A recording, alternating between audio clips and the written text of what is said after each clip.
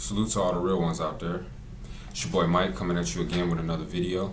If you like the direction that my content is going in, my channel stands for and all of that, like, comment, subscribe, and share the videos with anybody you think they may benefit. Alright, so today's topic is going to be about deep thoughts, shallow waters. Alright, so let's go ahead and jump right into it. Elevation requires separation.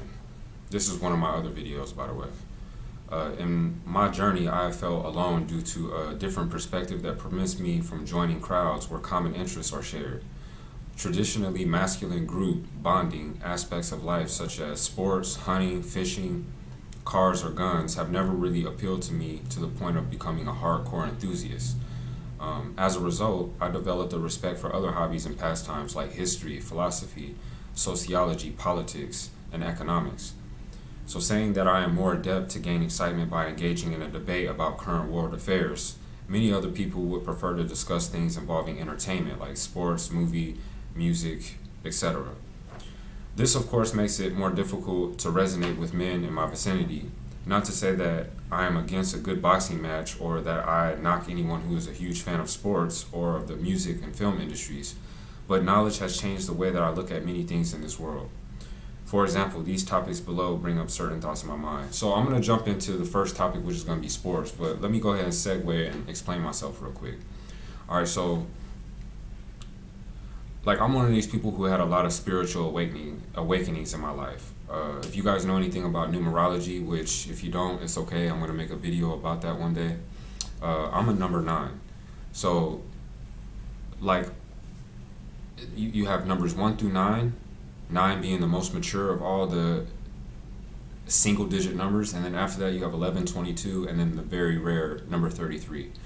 So the numbers after 9 are very spiritually inclined versions of the single digit numbers. So for example, the 11, that's a spiritually inclined number 2.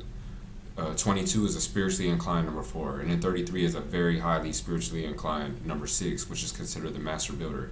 So if you see the number, how I just laid everything out, number 9 has probably the most difficult task, because in this life there's a lot of lessons that have to do with all the other numbers which you're going through at the same time. So you are a person who basically has a lot of power given to you from the other numbers, but you also have the flaws of those other numbers depending on what's happening in your life. So notice that 9, for example, every single number that you multiply it by, it will always bring it back to itself. So 9 times 2 is 18, but 1 plus 8 is 9. 9 times 3 is 27, but 7 plus 2 is 9. And it keeps going like that. 9 times 12, 108. 1 plus 8 is 9. So it always comes back to itself. You see what I mean? So there's a lot of lessons and things that I have to learn. And throughout my life, I've had very, very strong, powerful epiphanies, dreams that were so vivid, and then I lived it. I often get deja vu. And if you guys remember one of my videos that just passed, I was talking about in the beginning that I had a real strong migraine. This migraine came out of nowhere. And the thing is, I'm eating clean, I'm taking care of myself, but whenever I get a strong migraine like that, it means that I'm about to ascend to another level. So I'm going to have it's like another awakening is coming soon. Alright, now, it's not to knock anybody who's into sports or into, film or TV. I mean, I got my favorite rappers. I listen to, Key Glock and Young Dolph and all these cats when I'm in the car. I have no problem sitting down and talking about Scarface or whatever movies are appealing to most people. I've watched it. I'm no stranger to a good series on Netflix or a good stand-up, which I actually prefer to watch over anything else, is stand-up comedy. Reason being that they keep it real. They tell you hard truths, but they mask it in humor. And in this world where everything is politically correct, I find that stand-up comedians are actually giving you the best philosophies and gems about life and awakening. That's neither here nor there. Just want to let y'all know, I'm not against anybody who's into sports or, watches movies or sits down and watch a NASCAR race. I mean, do you, okay? But here's my, hardcore opinion, about the research that I've done regarding, let's say, sports and the other topics I'm going to jump into. So sports.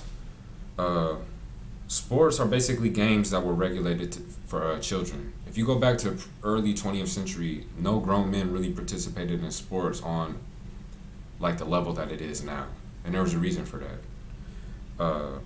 You can consider sports to be distractions, modern day versions of Rome that uses gladiators to entertain the public while they remain oblivious to real issues that could be detrimental to the very people who live in that society. Sports allow people to live vicariously through highly paid athletes, while in their personal lives they might not be reaching their full potential or self-actualization, or taking time to really question what the government is doing during these big events. So for example, whenever there's a Super Bowl, you got to think about all the energy that gets focused on that, all the millions of dollars that get spent on making sure that countless people across the world are tuned in to that at one moment. But the way I think is, okay, I have paid athletes, which in a way are like paid agents, because they're at the highest level of their game and millions of people are watching them worldwide. Basically, the attention is off of me as the government, and I can implement policies that other people will be affected by, and I can even get it through Congress and get it through the Senate and House of Representatives during the Super Bowl, for example. So I don't want to go too deep in it, but just think outside the box a little bit. Could you imagine that happening? Because it has happened before. Music. Alright, so with music, you can cause cultural decay through promotion of debauchery and abnormal behavior. Sin glorification. It dilutes the morals and values that constitute the fabric of your nation. And it can influence negative social change in many cases. Like, for example, trap music. Okay, so trap music. What does trap music work hand in hand with? The prison industrial complex.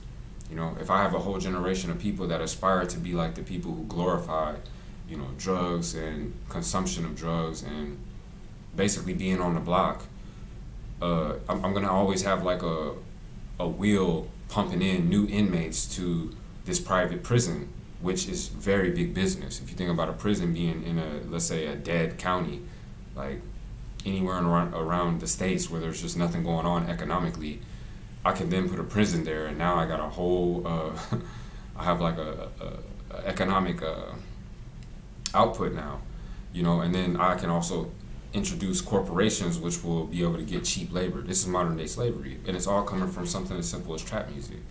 So it serves hidden agendas that lead people astray, heavily impacts the youth who will implement radical ideologies due to being influenced, and they're none the wiser. They think it's just entertainment, but they don't understand that it's influencing them on a subconscious level. So, like I said, I'm not knocking people who listen to music. I listen to music too. I just got done working out and I was listening to old school Twista, 3-6 Mafia. Like, I know 3-6 Mafia, that's 666. Like, I know, I get it, you know what I'm saying? But I'm at least aware. You see what I mean? TV and film. Similar effects to the music, but it also includes the visual cues and serves as an effective propaganda tool, arguably the best weapon of psychological warfare. So I just want y'all to think about something.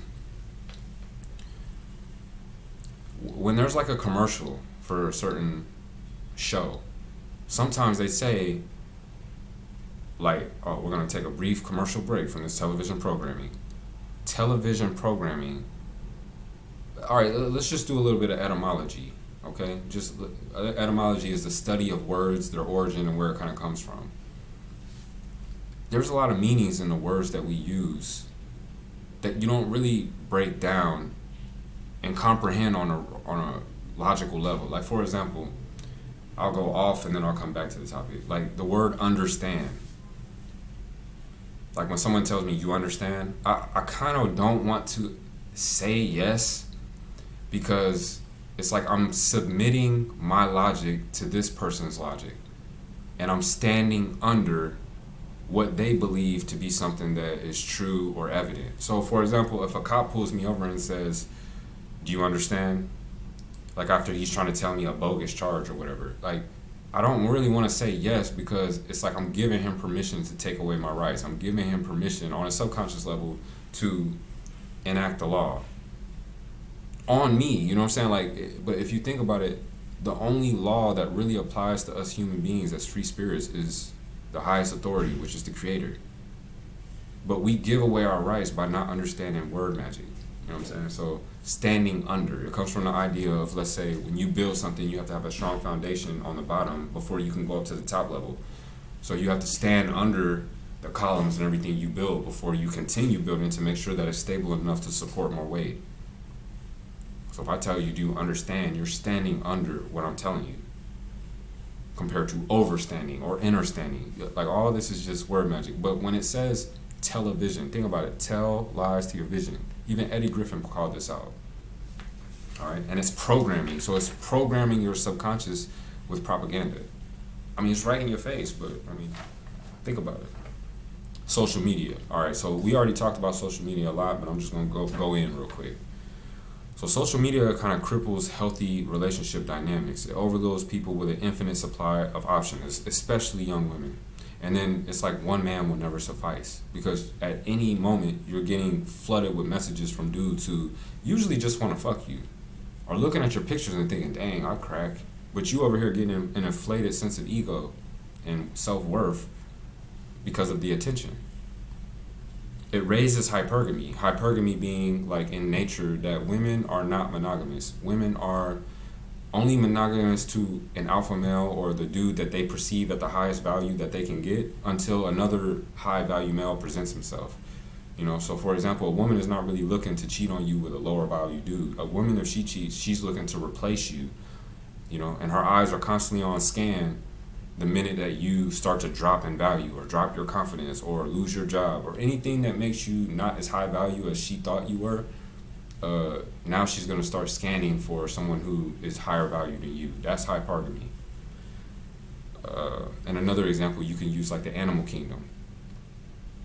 So take like a gorilla who's the alpha male of the pride, or even lions, you know, alpha male of the pride. Let another alpha male come and beat up that lion, or, you know, win in a battle. What do you think happens? The first thing that alpha male is going to do is first kill off all the young of that pride, and then all the women will then submit to him. They won't fight him. They won't try to kill him. They'll allow him to the other alpha male to be killed, and then they'll submit their loyalty to the new alpha male. That's hypergamy.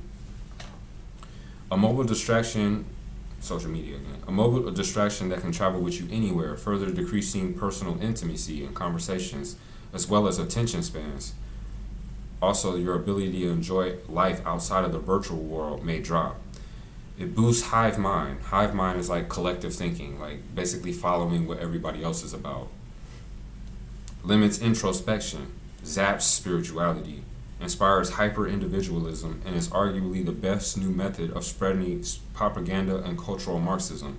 Combined with music, social media confines youth to endless hours of staring at their phones, chasing virtual validation, i.e. likes, the little dopamine rush of uploading a new picture that you worked on to get the perfect angle and the perfect stance, the perfect little six-pack and all of that. You doing all of that, and then you getting likes. That's validation. That's little dopamine rushes.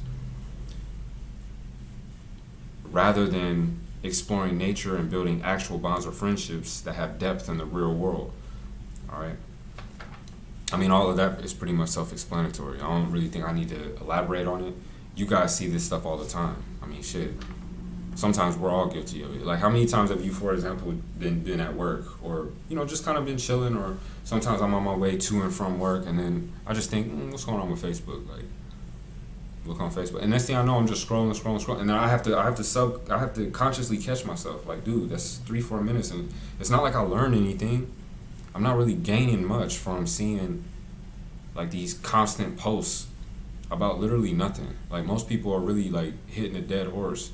They saying the same thing over and over and over, and it's like, okay, like, we get your point that you're trying to drive home. Like, everybody becoming a philosopher these days. Then you have fashion, which in my opinion just promotes homosexuality. All my dudes can attest to this. Like seriously, all the jeans that I have, all the pants that I have, like, I hang on to them with a death grip. I don't even want to let them go, because they at least fit me and they're not so fucking tight. Like, I'm not even a big guy. You know, I'm like 6'1", 185. That's the ideal weight, right? I should have no problem finding clothes. But when it comes to jeans, every designer now has like this incentive to make us look gay as fuck. And then when I call it out, it's like, oh man, you know, you falling back. Oh nah, this is the new trend. I'm like, man, I don't care about trends. I like stuff that's timeless. I feel like a suit is timeless. Like, you really ain't losing at all if you pull up in a nice suit that fits. I feel like clothes that fit are just timeless. I don't need to have no fucking skinny jeans. Like, who's promoting this? Fucking Lil Wayne and all these gay ass rappers? Man, I'm cool. Like, That's why I like the old school rappers, you know what I'm saying? But even they stuff was on some, like, I don't follow idols, you know what I mean? I follow myself, and I think of the version of my head that I want to be, and I try to become that over time. But that's pretty much my breakdown of like the things that, you know, I'm seeing happen with, let's say, on the topic of deep thoughts with shallow waters. Like, I'm a person who analyzes and kind of catches all that stuff, sees the big picture of what's happening and where we're headed as a society. And that's why I had to call it out, because when, of course, if I talk to the average person, it's like, you just reading too much into it. But then 3-4 years later, I see some more shit added on top, and I'm like, man, like, it's crazy. I'm able to connect these dots. I've been calling it out ever since like 2015, you know, and it's only getting worse. But that's neither here nor there. You know, I hope y'all enjoyed the topic.